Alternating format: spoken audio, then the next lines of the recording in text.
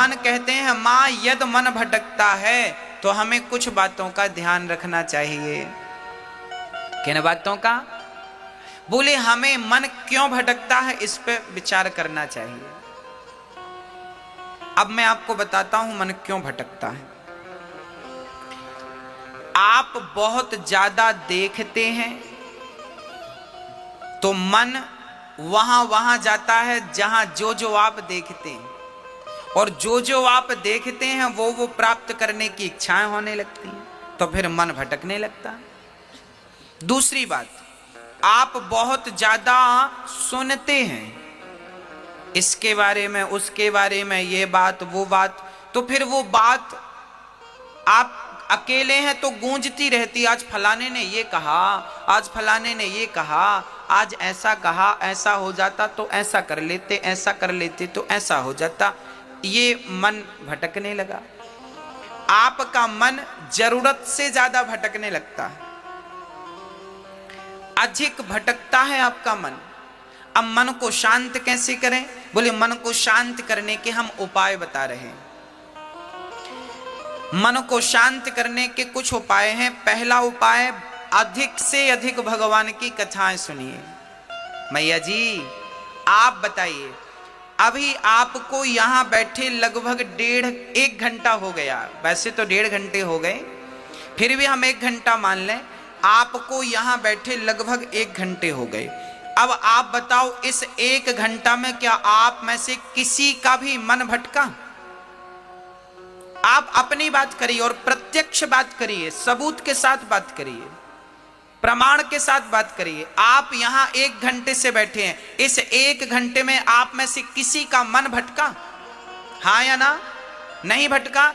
तो देखिए, ये बात, इस बात का सबूत है कि भगवान की कथा यदि हम नित्य सुनना शुरू करें तो मन का भटकाव धीरे धीरे समाप्त हो जाएगा। मन का भटकना मिटेगा तो भगवान की कथा से मिटेगा।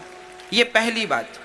अब प्रश्न दूसरा, अब कथाएं रोज रोज तो होंगी नहीं, तो फिर क्या करेंगे? बोले जब कथाएं हों तो कथाएं सुने, और जब कथाएं ना हों तो कीर्तन करें।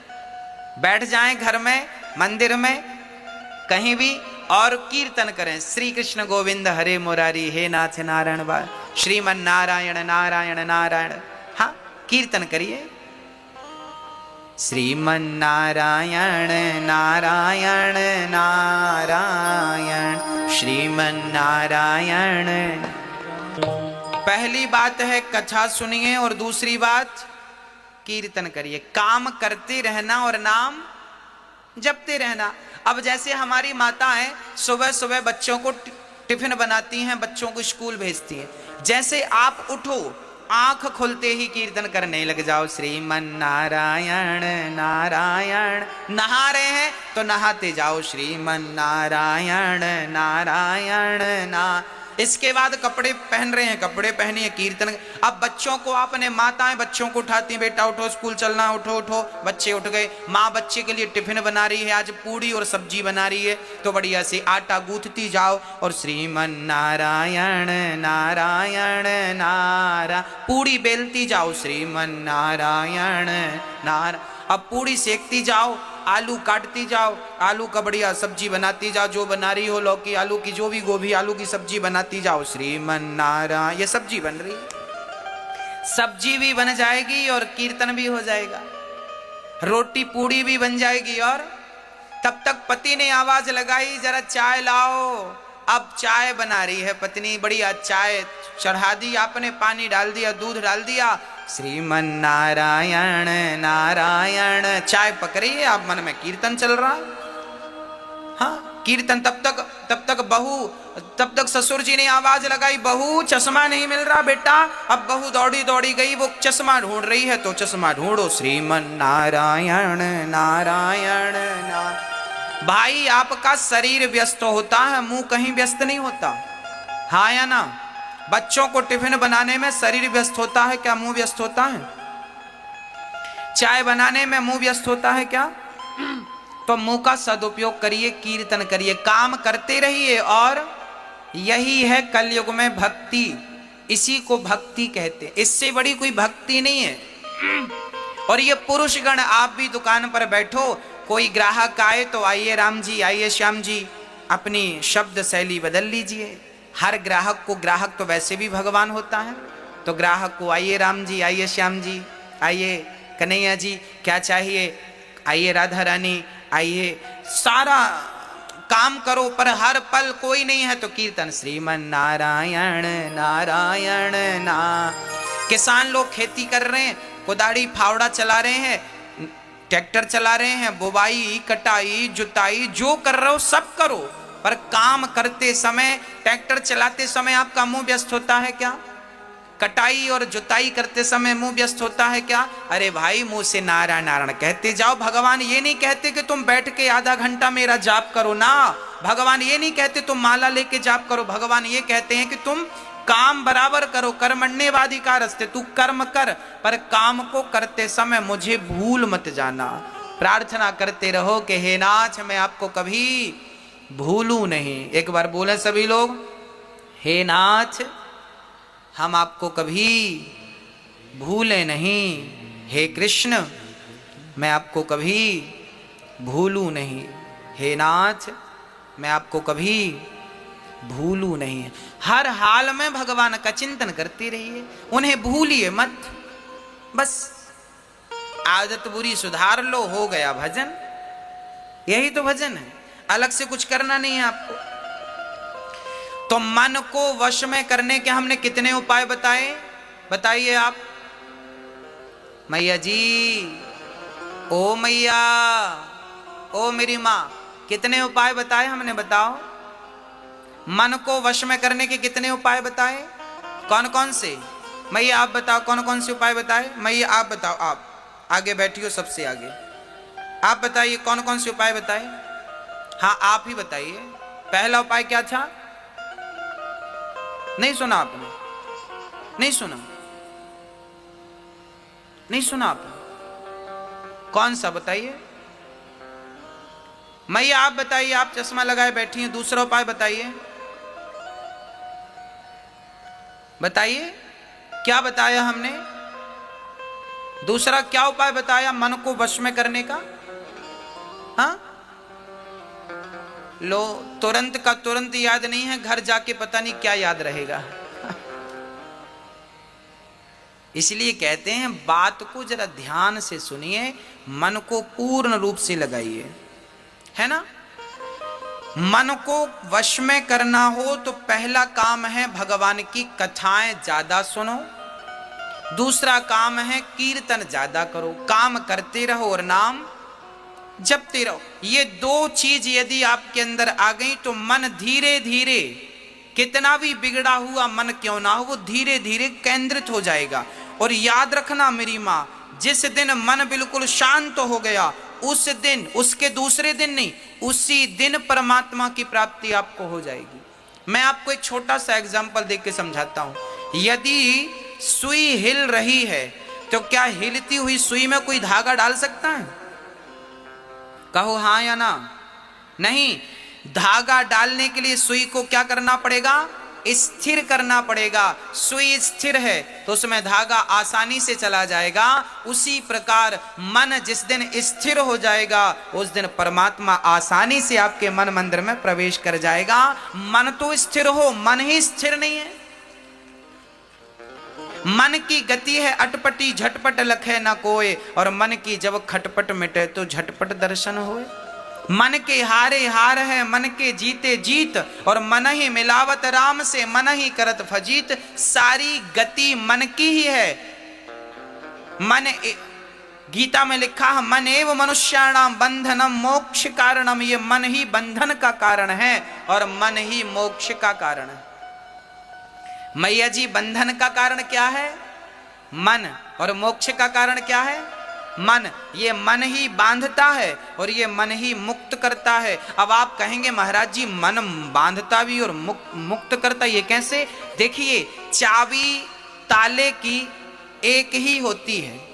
उस चाबी को आपने इधर कर दिया तो ताला बंद, और चाबी को इधर कर दिया तो ताला खुल गया।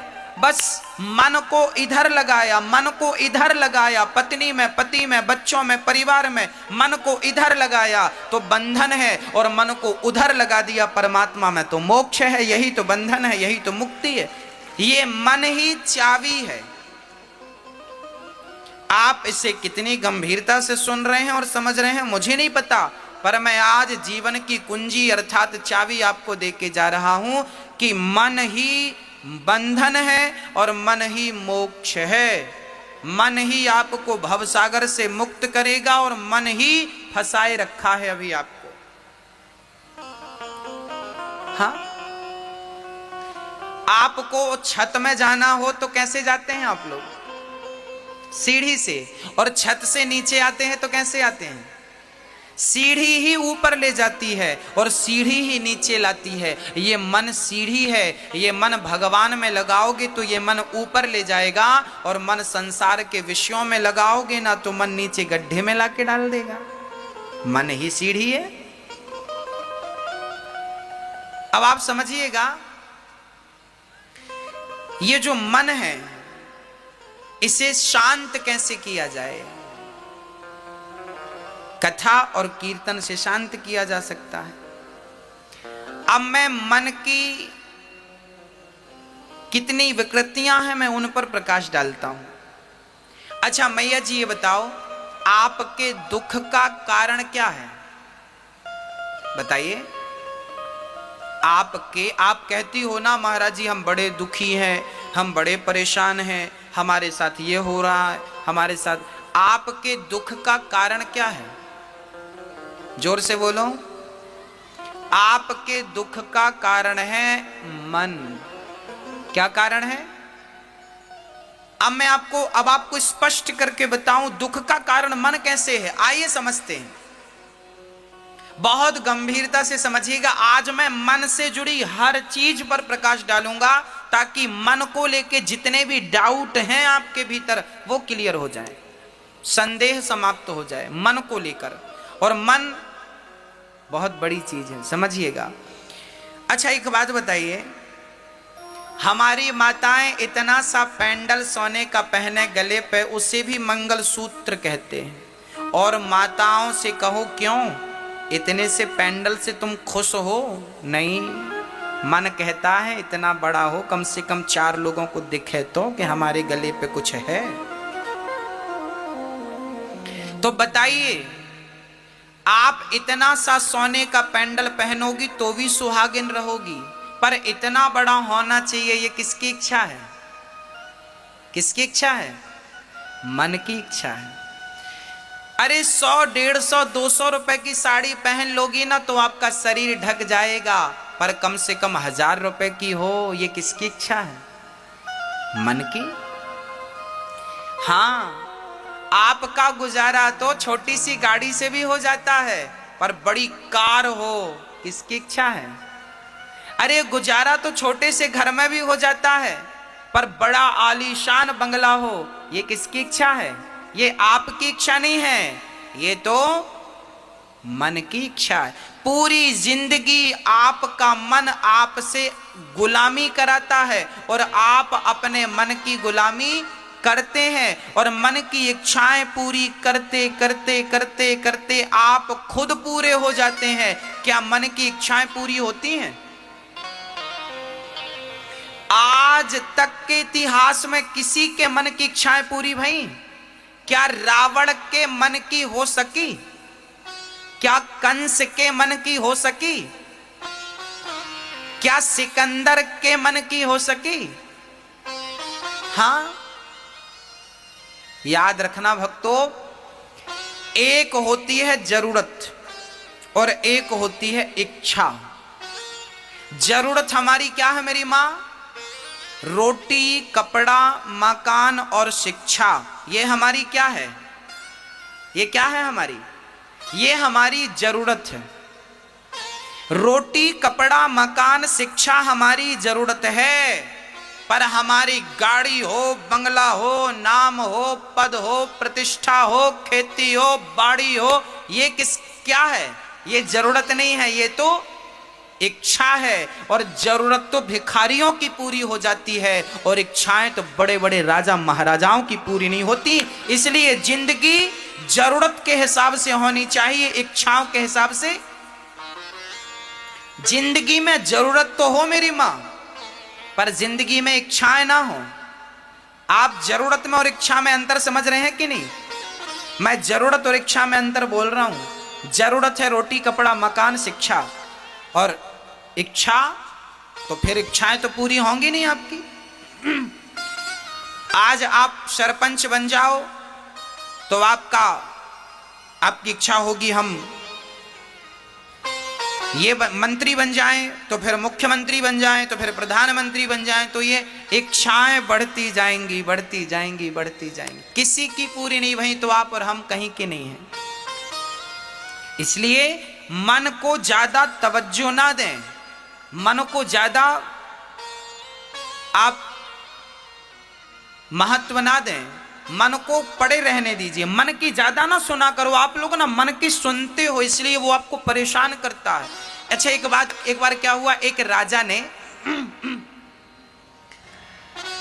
अब देखिए, आपके मन में इच्छा हुई कि मेरे पास बंगला हो, अब बंगला मिल गया, मन की इच्छा पूरी हो गई तो आप खुश, और बंगला नहीं मिला, इच्छा पूरी नहीं हुई तो आप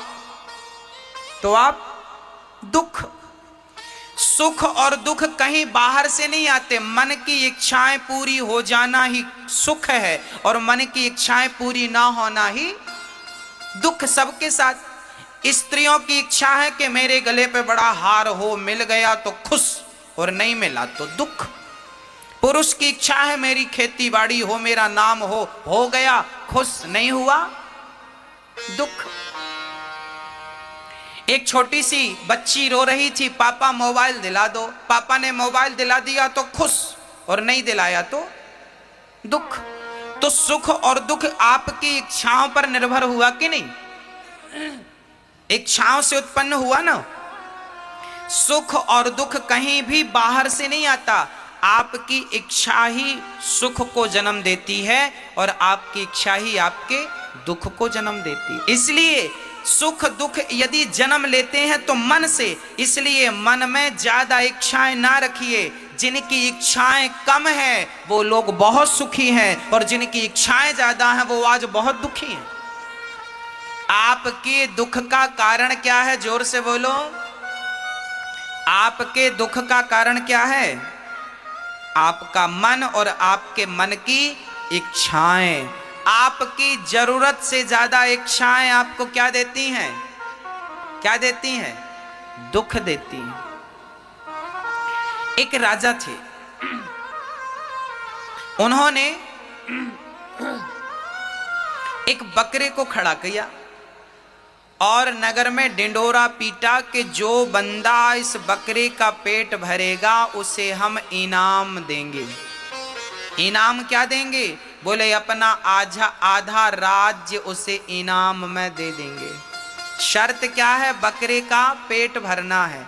अब बताइए, क्या बकरे का पेट भरना कोई कठिन बात थी? लोग ले गए, महाराज जी हम लाते हैं। दिन भर जंगल में हरी हरी घास खिलाई, शाम को पेट भर गया, बकरा बिल्कुल खिल गया, लाकर खड़ा किया। राजा साहब बकरे का पेट भर गया, आधा राज्य दो। राजा ने कहा मैं पहले चेक तो करूं कि पेट भरा कि नहीं।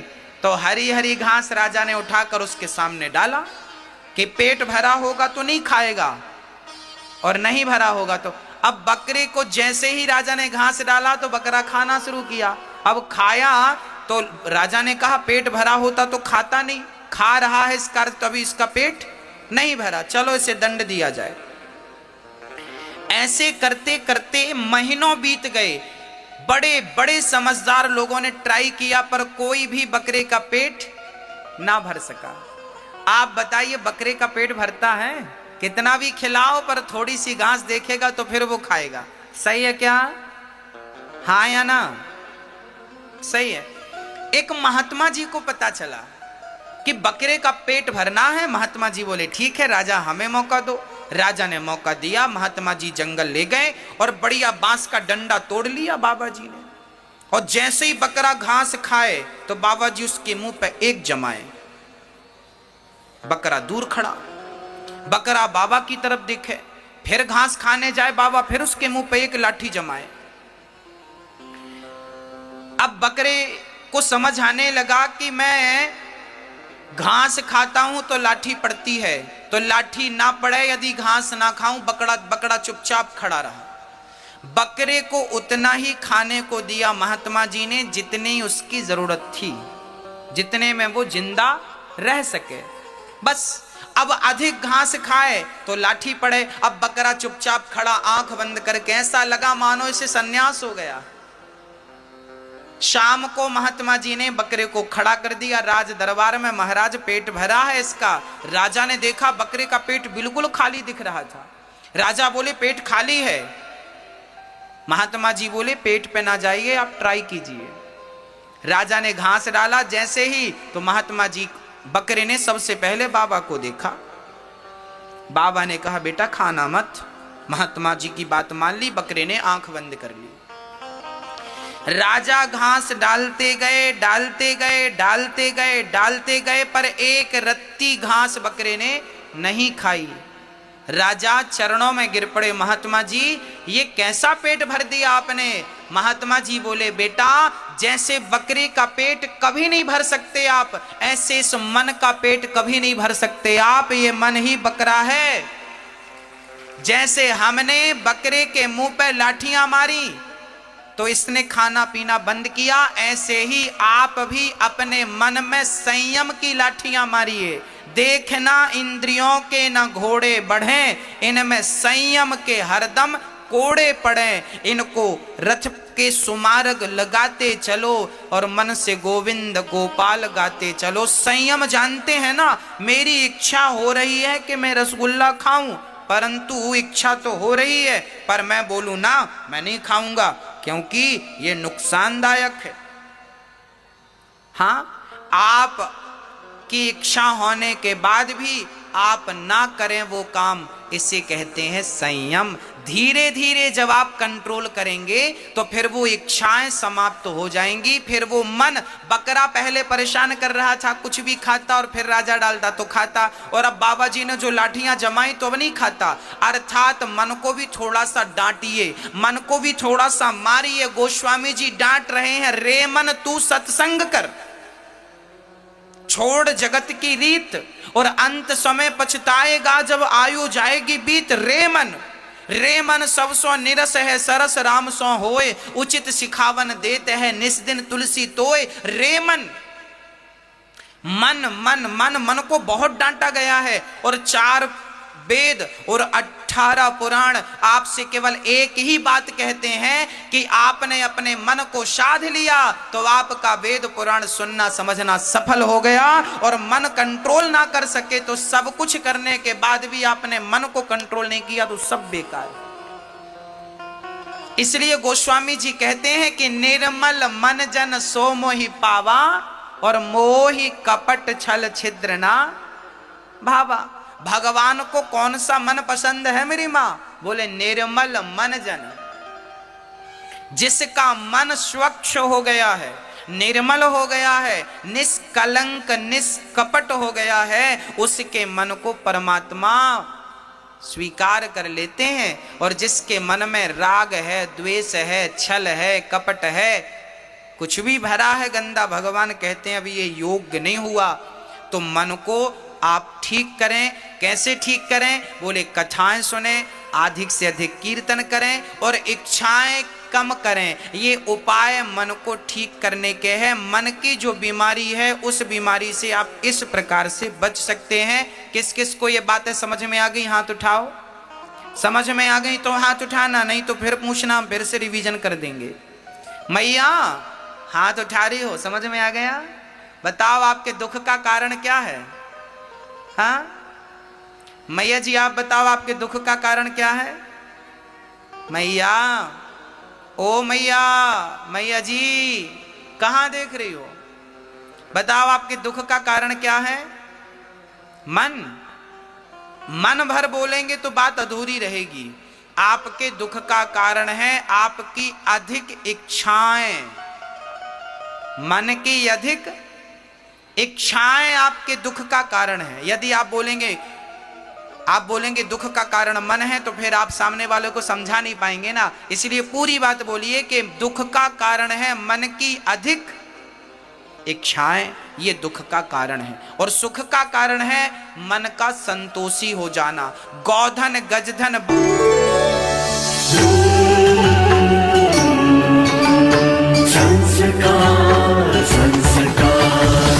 संस्कार, द चैनल ऑफ इंडिया। हमारी संस्कृति, हमारी विरासत। विशेषता जानते हैं क्या है इस त्योहार में? विशेषता ये है कि सबसे पहले राजा बलि को माता लक्ष्मी जी ने राखी बांधी, भगवान श्री कृष्ण को माता द्रौपदी ने राखी बांधी। तब से ये परंपरा चली कि हर बहन अपने भाई को रक्षाबंधन के दिन राखी बांधती है। रक्षाबंधन का मुहूर्त कितने बजे है राखी बांधने का आपको पता है? 2:06 के बाद, जब घड़ी में 2:06 हो जाएं, उसके बाद ही कल आप लोग अपने भाई को राखी बांधिएगा। क्योंकि सुंदर मुहूर्त, सुंदर घड़ी में जब राखी बांधी जाएगी तो रक्षाबंधन में जो बंधन होता है वो कोई सामान्य बंधन नहीं है। वो बंधन आपके भाई की उम्र लंबी करने वाला बंधन है, आपके भाई के यश को बढ़ाने वाला बंधन है, आपके भाई की कीर्ति को बढ़ाने वाला बंधन है।